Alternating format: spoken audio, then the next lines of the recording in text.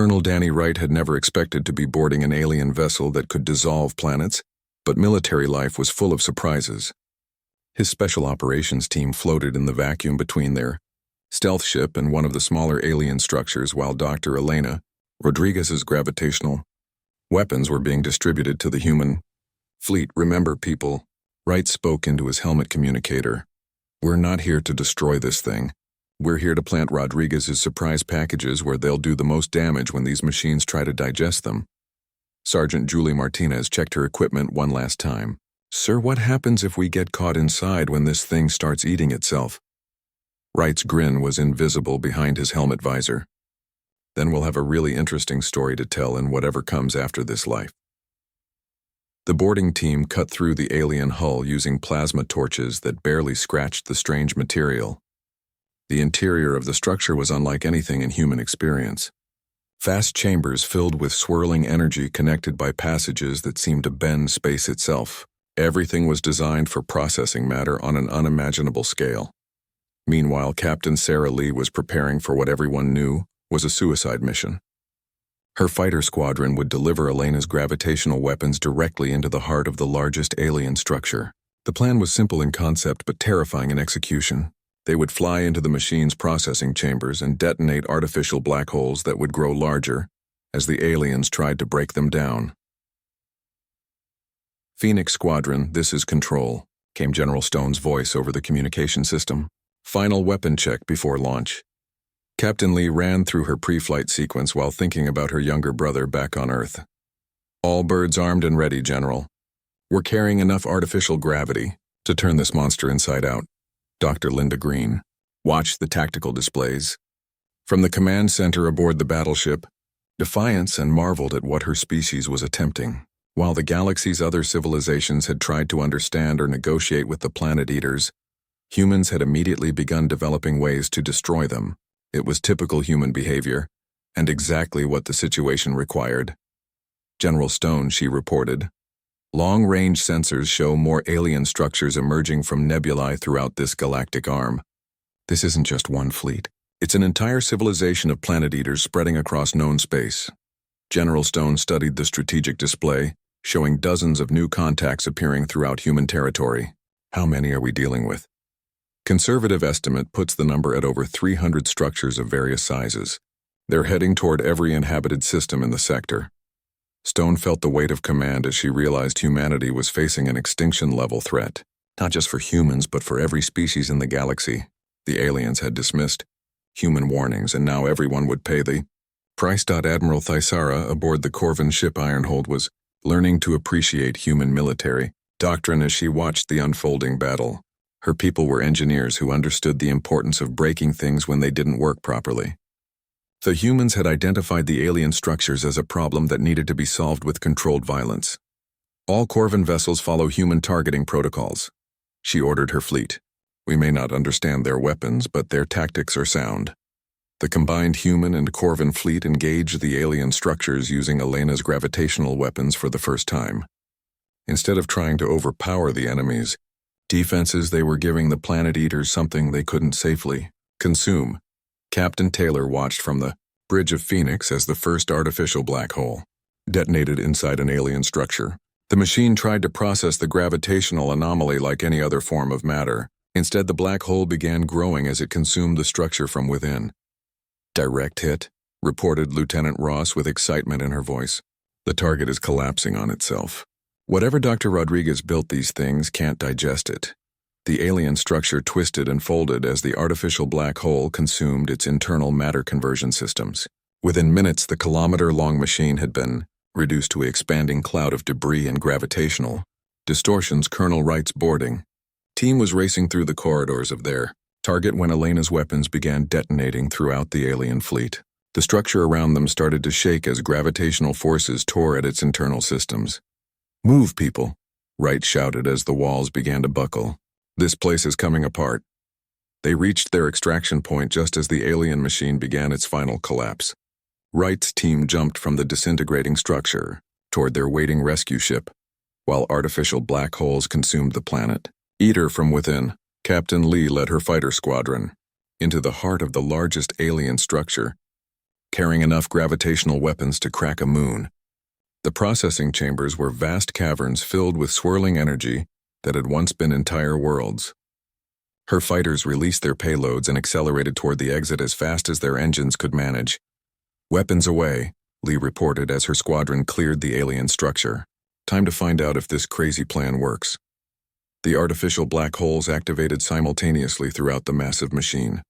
The alien technology that had effortlessly dissolved planets couldn't cope with gravitational anomalies that grew stronger when attacked. The structure began to fold in on itself as its own matter conversion. Systems were turned against it. Dr. Elena Rodriguez watched from Research Station Omega-7 as her weapons proved effective against the planet eaters. The gravitational bombs were exploiting a fundamental weakness in the alien technology. The machines were designed to consume normal matter but couldn't process the exotic physics of artificial black holes. "It's working," she told Commander Hayes with exhausted relief. "They can't adapt to weapons that use their own consumption mechanism against them." The battle raged across the Kepler system as human forces systematically destroyed the alien fleet using gravitational weapons.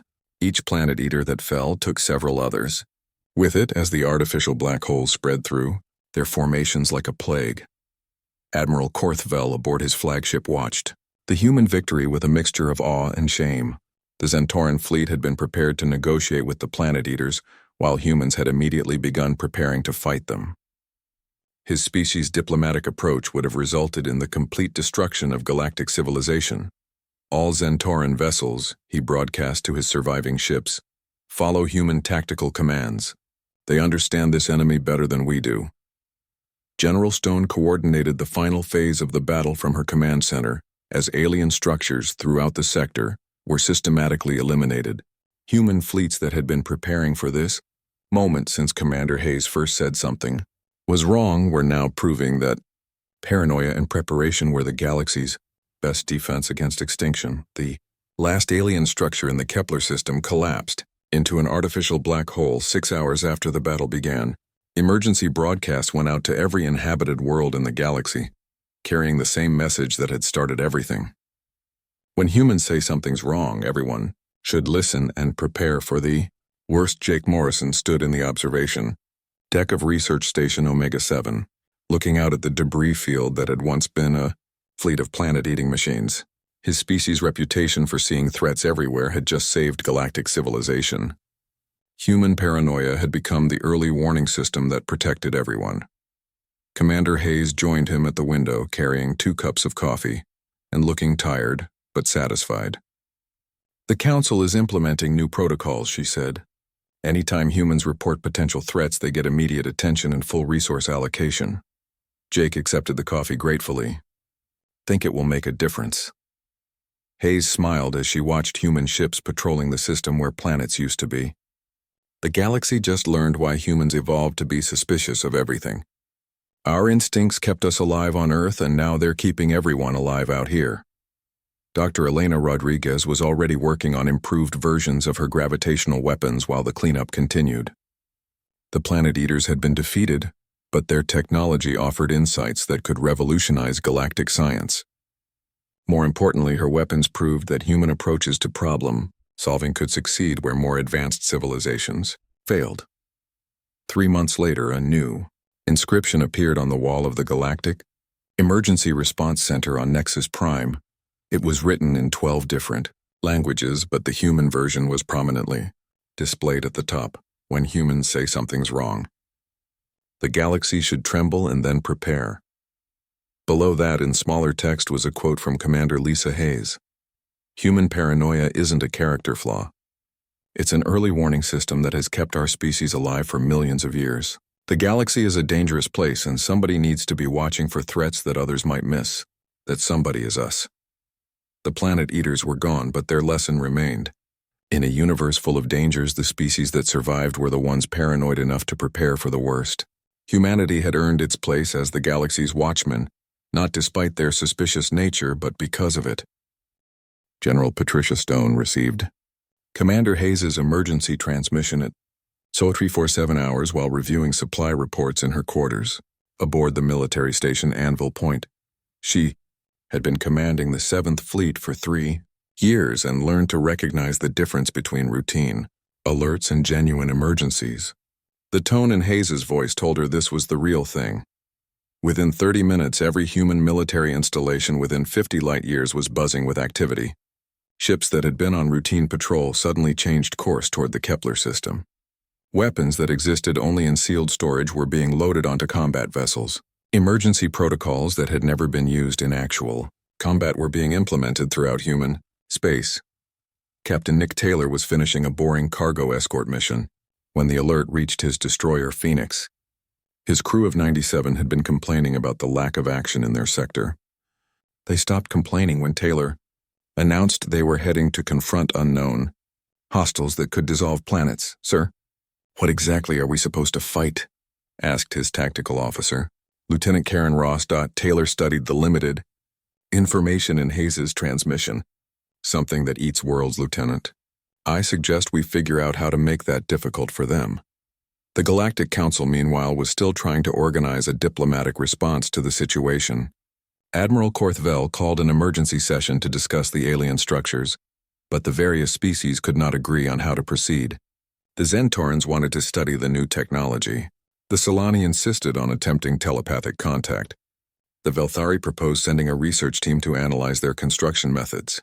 "Honored delegates," announced Quindar as he floated above the council chamber. "We must approach these beings with wisdom and patience. Their advanced technology suggests highly evolved consciousness that we should seek to understand." Admiral Korthvel nodded his scaled head in agreement. "The Zentoran science fleet is mobilizing to establish peaceful contact.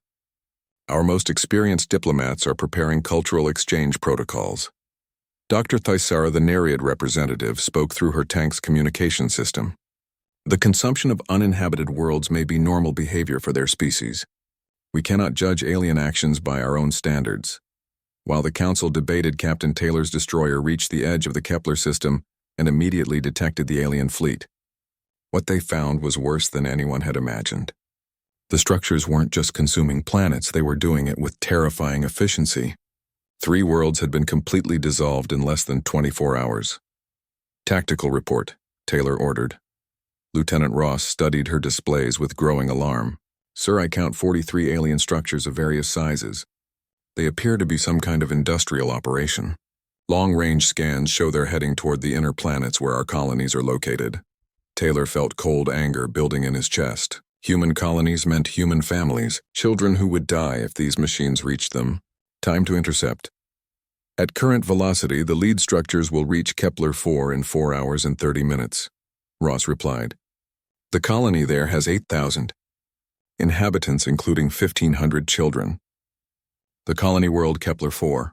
Dr. Kevin Park was overseeing the emergency evacuation when the first alien structure appeared in their system. The mining colony had been built to extract rare minerals but was never designed for rapid evacuation.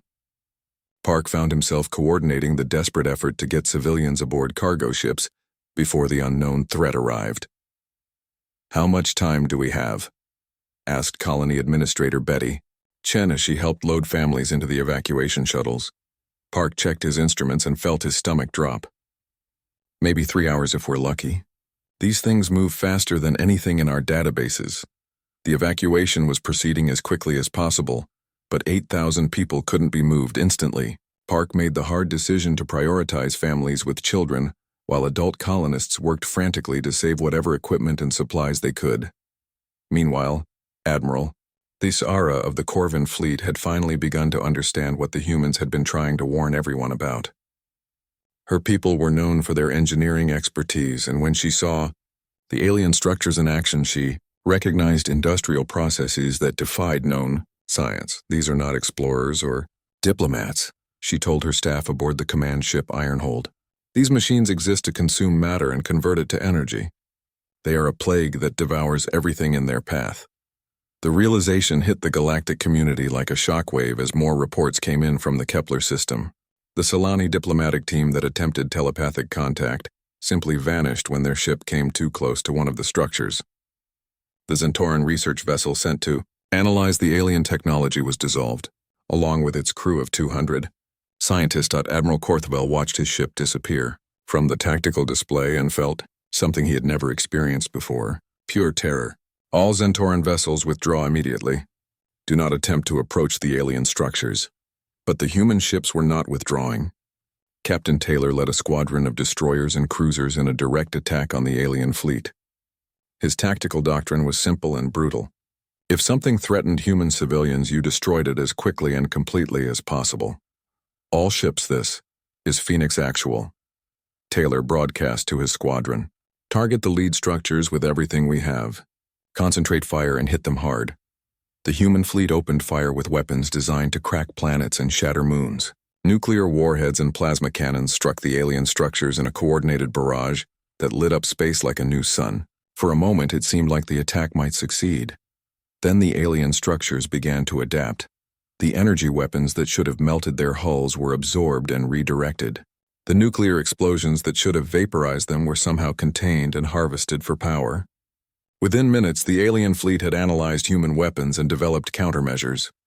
"Sir, our weapons aren't working," Lieutenant Ross reported with barely controlled panic.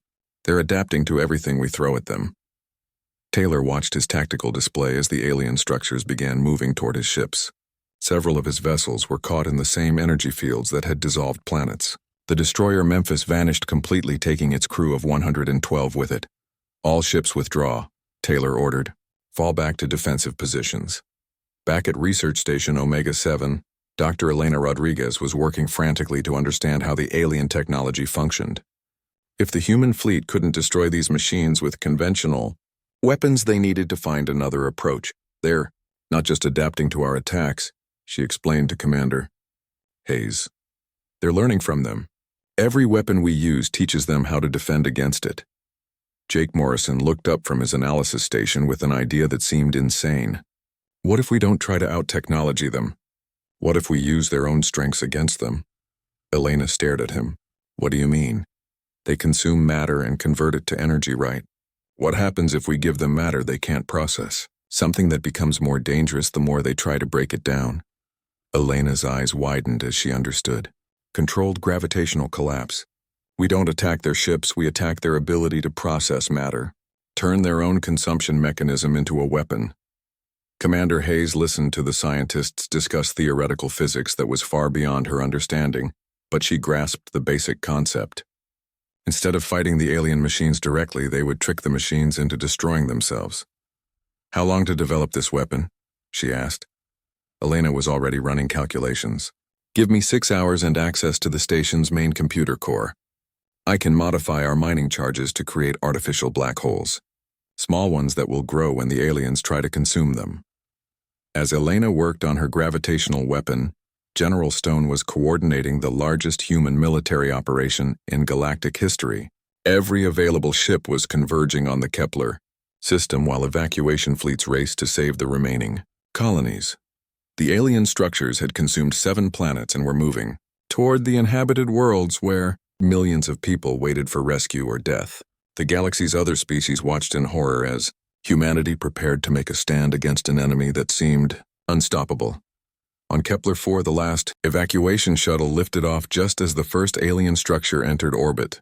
Dr. Park watched from the cargo ship as his home world began to glow with the same deadly light that had consumed the other planets.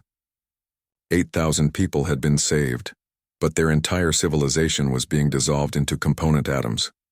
The war between humanity and the Planet Eaters had begun, and no one knew if the galaxy would survive. The first structure emerged from the Kepler Nebula on a Tuesday morning, during the station's regular shift change. Jake Morrison was grabbing coffee when the proximity alarm started screaming throughout Omega-7. He dropped his cup and ran to the lab where Elena Rodriguez was already at her station staring at readings that made no sense. "It's massive," Elena said without looking up from her screens. "The thing is bigger than our entire station and it just appeared out of nowhere." Jake leaned over her shoulder to see the data. The structure was roughly cylindrical but covered in geometric patterns that hurt to look at directly. It measured nearly 3 kilometers long and seemed to be made of materials that didn't exist in any known periodic table. Commander Hayes rushed into the lab, still buttoning her uniform. "Report," she ordered. "Unknown contact emerged from the nebula approximately 4 minutes ago," Elena said. "It's holding position about 50,000 kilometers from our location. No response to our communication attempts. Lieutenant Ben Carter from the tactical station joined them, carrying a data pad full of sensor readings. "Commander, we're detecting at least 12 more structures still inside the nebula. They appear to be waiting for something."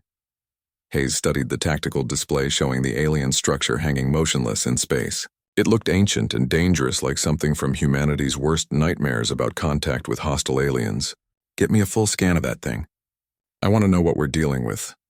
The alien crew members arrived in the lab within minutes of the alert. Zixthera scuttled in, clicking excitedly while Grolnok lumbered behind her. Quindar materialized near the ceiling, glowing brighter than usual. They all seemed more curious than concerned. "Fascinating," Zixthera said as she examined the sensor data. "This appears to be a previously unknown form of stellar engineering. The construction methods are unlike anything in our databases." Grolnok studied the structural analysis with professional interest. "The materials show properties that should be impossible under known physics. Whoever built this possessed technology far beyond current galactic standards." Quindar pulsed thoughtfully as he observed the alien vessel. "We should attempt peaceful contact. Any civilization capable of such construction must possess great wisdom. Perhaps they can teach us new forms of consciousness." Jake felt a chill run down his spine as he listened to his colleagues discuss the situation. They were treating this like an academic exercise instead of a potential threat. "Shouldn't we be thinking about defense protocols?" he asked. "Defense against what?" Zixithera replied. "We have no evidence of hostile intent. The structure is simply existing in space." "Your human paranoia is showing again, Dr. Morrison." Elena was running deep scans of the alien structure, and what she found made her increasingly nervous. "The energy patterns inside this thing are unlike anything I've ever seen. It's not just a ship or a station. The readings suggest it's some kind of processing facility." "Processing what?" Commander Hayes asked. Elena hesitated before answering. "Matter, raw atomic matter. The energy signatures match theoretical models for large-scale molecular disassembly. This thing could break down asteroids or even small planets into component atoms." The lab fell silent as everyone absorbed this information. Quindar was the first to speak. "Remarkable. A civilization that has transcended the need for traditional resources. They have achieved perfect efficiency by recycling matter at the atomic level." Jake stared at the Solani in disbelief. "You think this is a good thing? A machine that can disassemble planets. Why would that concern us?" Grolnok asked. "We are not planets. We are intelligent beings capable of communication and negotiation." Before anyone could respond, the proximity alarm started screaming again.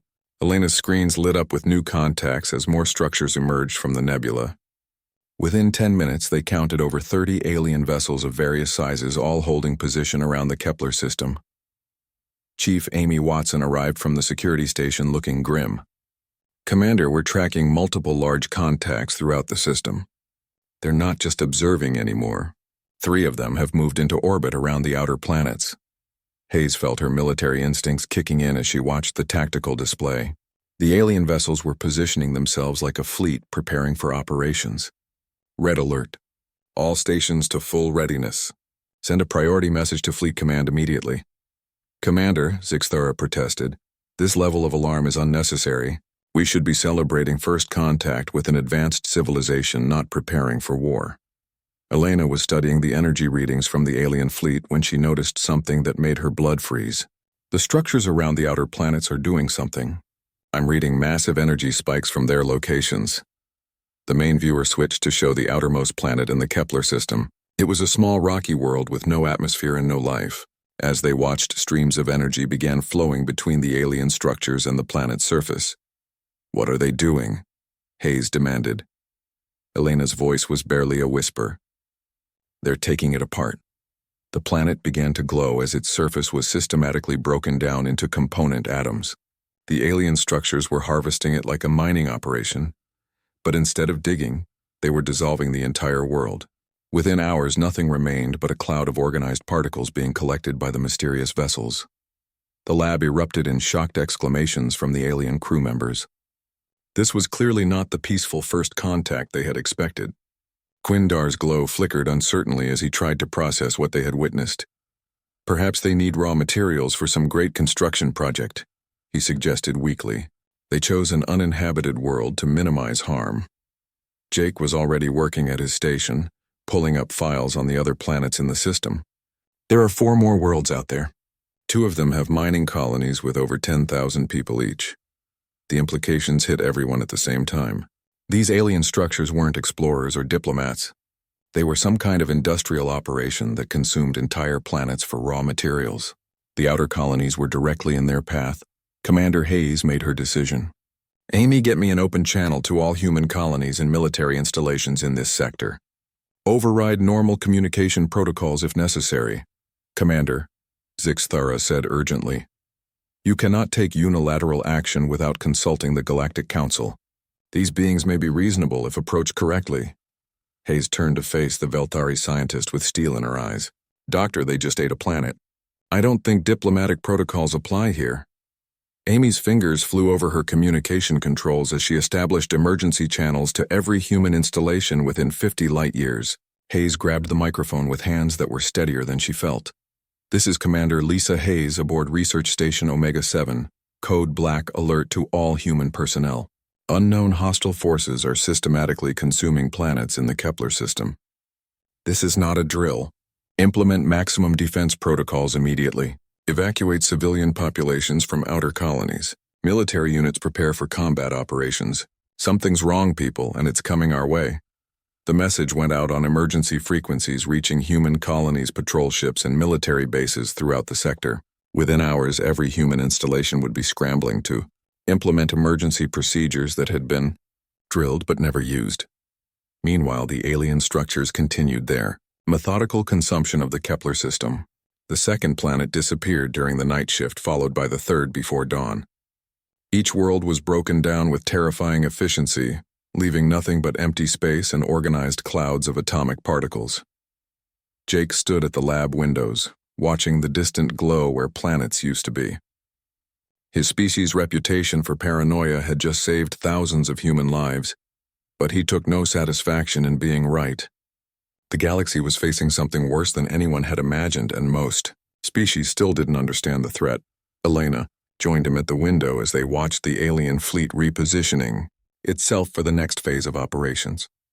They're heading for the inner system, she said quietly. The colonies on Kepler-4 have maybe 6 hours before those things arrive. Jake nodded grimly. Human instincts had detected the danger, but would human preparations be enough to stop it? They were about to find out if their species' greatest weakness could become their greatest strength. Dr. Jake Morrison stared at the data screen for the 3rd time that morning and felt that familiar twist in his stomach. The energy readings from the Kepler Nebula looked normal to everyone else, but something about them made him uncomfortable. He had been studying space phenomena for 12 years and learned to trust his gut feelings even when the numbers seemed fine. The research station Omega-7 hummed quietly around him as he worked. Outside the thick windows, he could see the massive gas giant Kepler 442b spinning slowly in the darkness. The station orbited the planet like a small moon, carrying scientists from 6 different alien species. Jake was one of only 3 humans aboard. He rubbed his eyes and looked at the data again. The nebula was about 2 light years away and had been sending out strange energy pulses for the past 3 weeks. The pulses came in patterns that almost looked organized, but not quite. Every time Jake thought he saw something deliberate in the signals, they would shift just enough to seem random again. Still worried about your space clouds? Asked Dr. Zixthara as she entered the lab. The Velthari scientist looked like a cross between a praying mantis and a spider, but her voice was surprisingly gentle. She had been working with humans for 5 years and considered herself an expert on their behavior. Jake turned in his chair to face her. I know how this sounds, but something feels wrong about these readings. The energy patterns don't match anything in our databases, and they're getting stronger each day.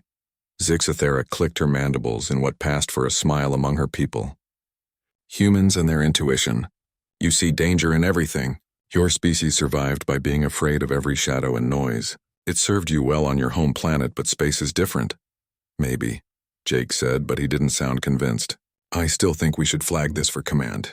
Better safe than sorry. The Velthari scientist moved closer to look at his screen. Her forearms worked the controls with practiced ease as she pulled up additional data.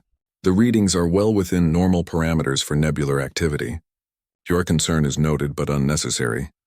Jake watched her work and felt frustrated. This was always how it went with the alien crew members. They were polite about human worries, but never took them seriously. The other species in the galaxy saw humans as useful but overly nervous. Earth had only joined the galactic community 40 years ago, and humans still had a reputation for being paranoid. Commander Lisa Hayes walked into the lab carrying a cup of coffee and looking tired. She had been running the station for 2 years, and dealing with mixed species crews had taught her patience. "Morning, Jake. How are our mysterious space clouds today?" "Still mysterious," Jake replied. "And getting more active. I was just telling Zixithera that we should probably report this to Fleet Command." Lisa set down her coffee and looked at the data. She had learned to trust her scientists, especially the human ones. Jake Morrison had spotted 3 potential problems in the past year that the alien crew members had missed. Nothing dangerous had come of them, but his instincts were usually right about something being unusual. "What kind of activity are we seeing?" she asked. Jake pulled up a series of charts showing energy spikes over the past week. The pulses are getting stronger and more frequent. They're also starting to cluster in specific areas of the nebula. It almost looks like something is moving around in there. Zixithera made a dismissive sound. "Nebular gases shift constantly. What you're seeing is normal convection and magnetic field interactions. There is no intelligence behind these patterns." Lisa studied the charts for several minutes. She had commanded a deep space patrol ship before taking over the research station and learned to spot things that didn't belong. The patterns Jake was showing her did look odd, but she couldn't put her finger on why. "Keep monitoring it," she told him. "Document everything, and if the activity increases, we'll file a report." After Lisa left, Zixithera remained in the lab working at her own station.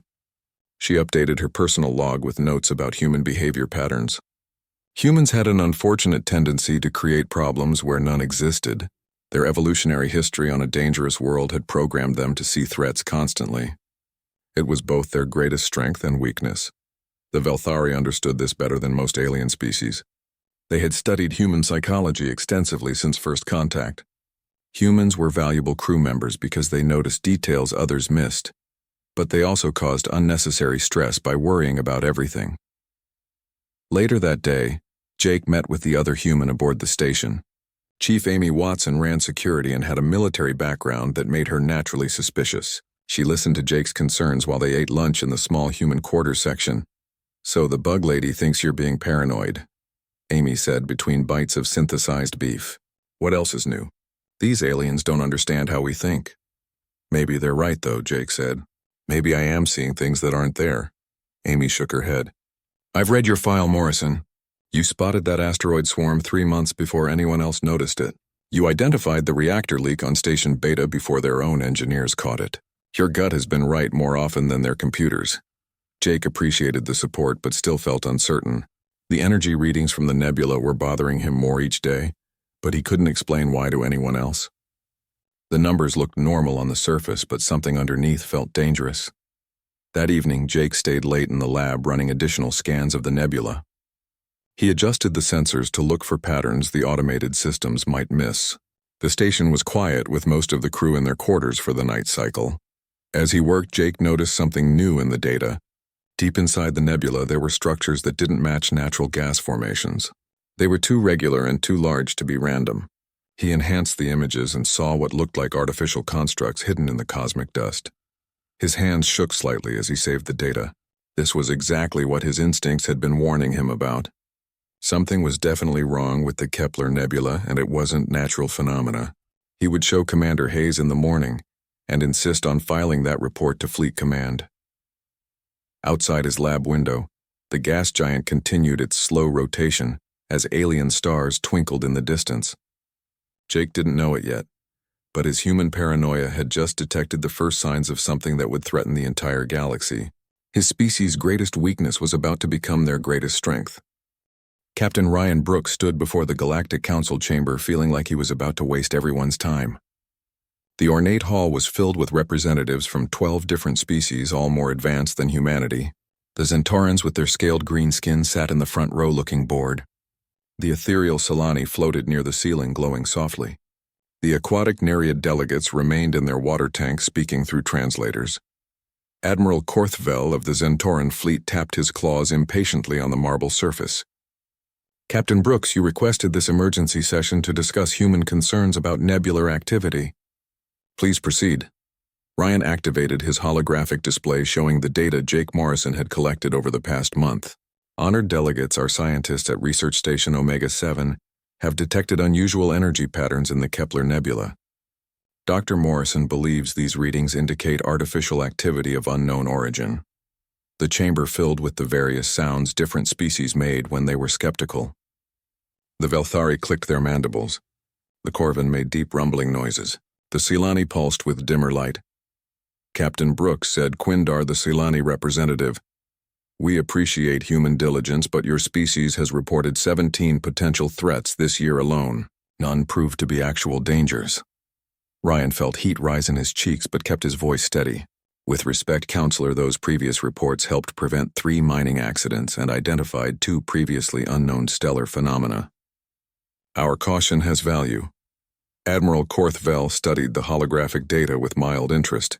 These energy readings fall within normal parameters for active nebulae. The Zentaran Deep Space Monitoring Network would have detected any genuine threats long before human sensors.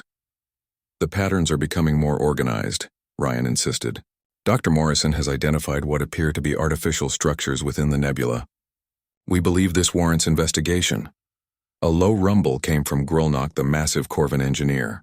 Human pattern recognition is notoriously unreliable. Your brains evolved to see faces in clouds and predators in shadows. This psychological quirk served you well on Earth, but leads to false positives in space. The other delegates murmured agreement. Ryan had heard these arguments before, but they still stung. Humans were respected for their adaptability and work ethic, but their tendency to worry about everything was seen as a character flaw. What investigation do you propose? Asked the Nereid delegate.